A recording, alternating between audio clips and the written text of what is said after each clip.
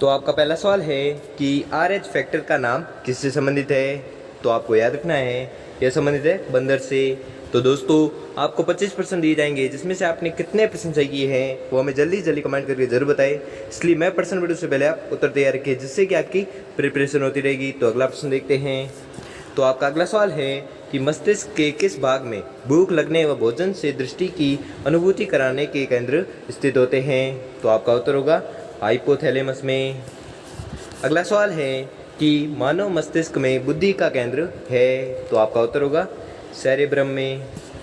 अगला सवाल है कि सेरेब्रम किससे संबंधित है। तो आपका उत्तर होगा मस्तिष्क से। अगला सवाल है कि मनुष्य के मस्तिष्क का सबसे बड़ा भाग कौन सा है। तो आपका उत्तर होगा प्रमस्तिष्क।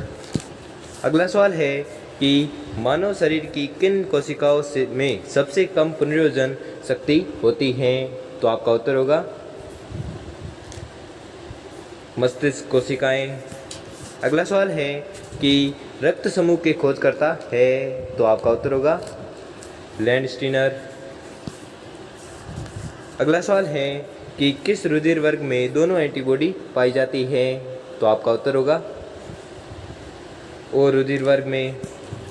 अगला सवाल है कि किस रुधिर वर्ग में एंटीबॉडी नहीं पाई जाती हैं। तो आपका उत्तर होगा AB रुधिर वर्ग में। अगला सवाल है किस रुधिर वर्ग में कोई एंटीजन नहीं पाया जाता है। तो आपका उत्तर होगा ओ रुधिर वर्ग में। अगला सवाल है कि मानव शरीर में लाल रक्त कण का निर्माण कहाँ होता है। तो आपका उत्तर होगा अस्थि मज्जा में। अगला सवाल है कि शरीर में लाल रक्त कणिकाएं कितने दिनों तक जीवित रहती हैं। तो आपका उत्तर होगा 120 दिनों तक। अगला सवाल है कि लाल रक्त कणिकाएं कहाँ उत्पन्न होती हैं। तो आपका उत्तर होगा अस्थि मज्जा में। अगला सवाल है कि लाल रक्त कणिकाएं किस नाम से जानी जाती हैं। तो आपका उत्तर होगा इरिथ्रोसाइट के नाम से जानी जाती हैं।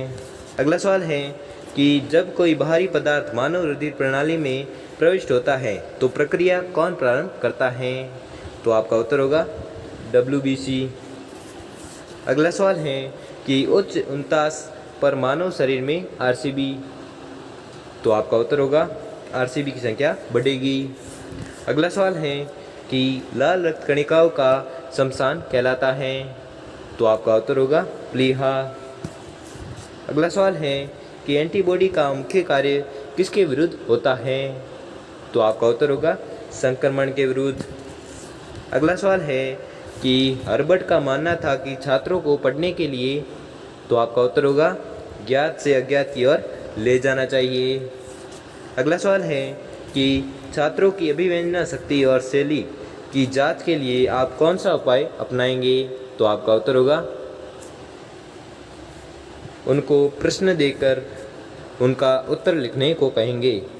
अगला सवाल है कि स्तनी के हृदय में कितने कोष्ठ होते हैं। तो आपका उत्तर होगा 4 कोष्ठ होते हैं। अगला सवाल है कि वेल के हृदय में कितने चैम्बर होते हैं। तो आपका उत्तर होगा 4। अगला सवाल है कि सबसे विशाल जीवित स्तनपायी है। तो आपका उत्तर होगा नीली वेल। अगला सवाल है कि लक्ष्य निर्धारण हेतु राडार तंत्र किस में पाया जाता है। तो आपका उत्तर होगा चमगादड़ में। अगला सवाल है कि मनुष्य ने सर्वप्रथम किस जंतु को पालतू बनाया। तो आपको याद रखना है वह है कुत्ता। तो दोस्तों आपको 25% दिए थे, जिसमें से आपने कितने % सही किए हैं वो हमें जल्दी से जल्दी कमेंट करके जरूर बताएं।